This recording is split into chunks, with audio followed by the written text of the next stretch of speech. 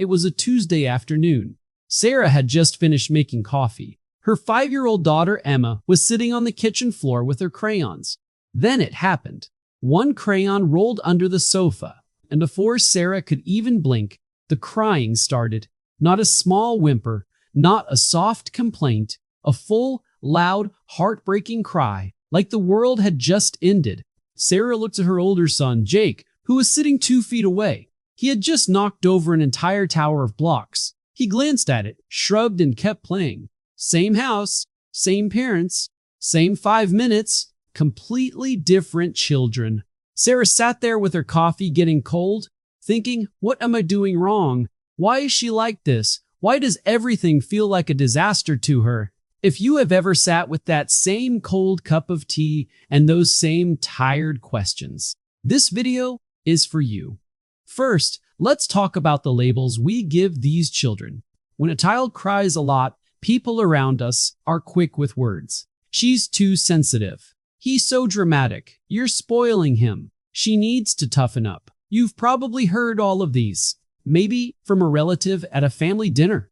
Maybe from a teacher. Maybe on a really hard day. Even from your own mouth, said quietly under your breath. Not because you meant it unkindly, but because you were exhausted. But here is the question no one ever stops to really ask. Why does the same small thing that barely touches one child completely destroy another? For a long time, the easy answer was, some kids are just born more emotional. That's their personality. Accept it and move on. But scientists who study children's brains have spent the last 20 years looking much deeper than that, and what they found changes everything about how we understand these children. Your child's brain has an alarm system. Inside every person's brain, there's a tiny structure called the amygdala. Think of it like a smoke alarm in your house. Always switched on, always watching, always ready to go off the moment it senses danger. Its only job is to answer one question over and over every single second. Is this safe? Is this a threat? The moment your child's crayon rolls under the sofa, this alarm fires. It does not wait. It does not think. It just reacts, fast, automatic, and completely outside your child's control. Now, in a calm, well-regulated brain, there is a second system that steps in almost right away. It is the front part of the brain, the thinking part, and its job is to check the alarm and say, wait, relax, that was just a crayon, not a real emergency. Here's the problem for young children.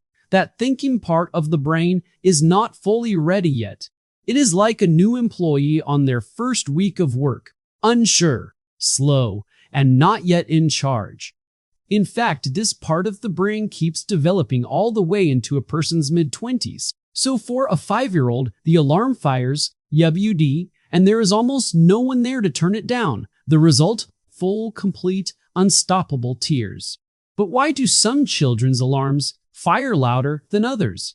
This is where it gets really interesting and really important for you as a mother to understand. Researchers at a brain science center in the United States put children as young as 4 years old into a brain scanner. They showed them mildly stressful things, nothing scary, just a little surprising, and watched what happened inside their brains. What they found was a wide range. Some children's alarms fired quickly and stayed on for a long time. Other children's alarms fired more gently and calmed down faster.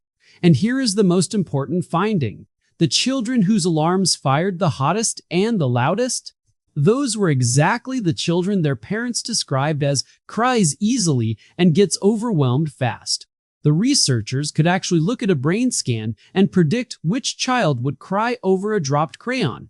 That is how real and physical this is. This is not a character flaw. This is not bad parenting. This is a nervous system that was built with a more sensitive alarm and a slower reset button. The tears you see at the dinner table are the same thing showing up on a brain scan in a laboratory. So why is your child more sensitive than your other child? You might be thinking, okay, but I raised both my children the same way. Same home, same love, same rules.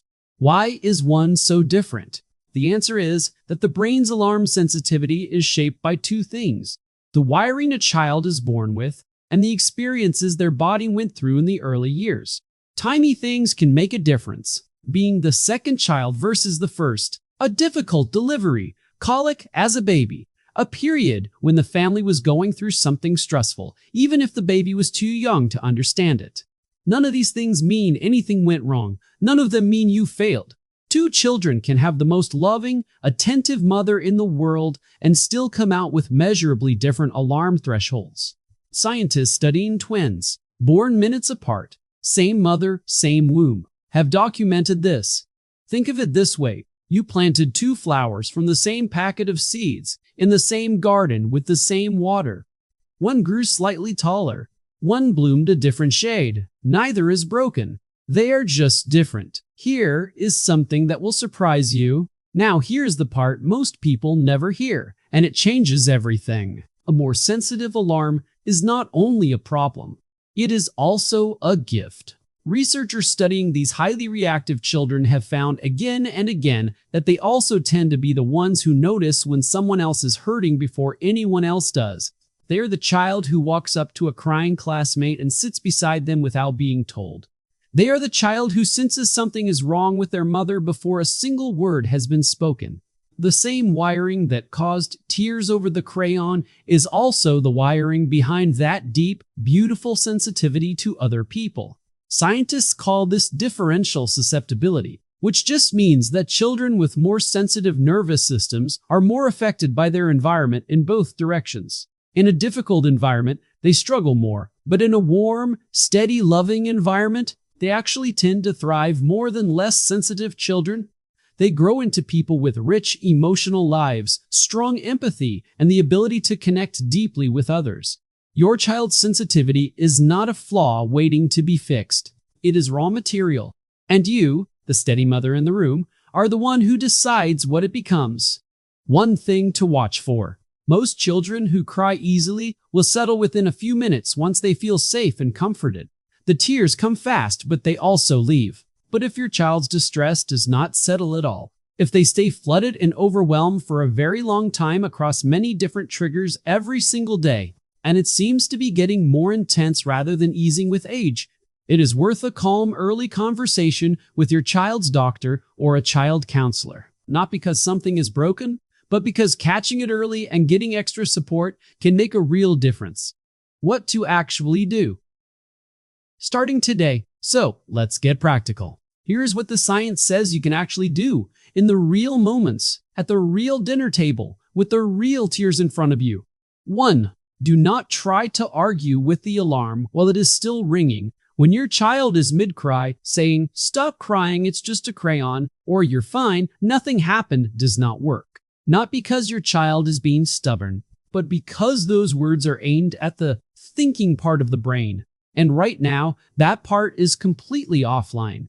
The alarm is in charge, and the alarm does not understand logic. What does work is naming the feeling. Try saying, "That really startled you," or "That felt like too much all at once, didn't it?" Even one simple sentence like that begins to wake up the thinking part of the brain, which is exactly what needs to happen before any calming is possible. 2. Think of yourself as the signal that says "all clear." A child with a sensitive alarm needs to hear the all clear signal more often than other children. Not because they are being difficult, but because their system needs more confirmation that the world is safe before it will stand down. 5 seconds of calm, quiet presence, your hand on their back, your steady voice, your body saying, "I'm here and everything is okay," does more good than 5 minutes of explaining why they should not be crying. You're not the person who has to fix the feeling. You are the person whose calm tells their nervous system it is allowed to come back down. 3. Look at the pattern, not just the moment. One big cry over a crayon tells you almost nothing. But if your child's alarm is firing over almost everything, almost every day, with very little time to rest and recover between episodes, that is information worth paying attention to. It does not mean something is terribly wrong. It means their baseline is set very low right now, and understanding that will help you support them better, instead of being constantly surprised by how much they need.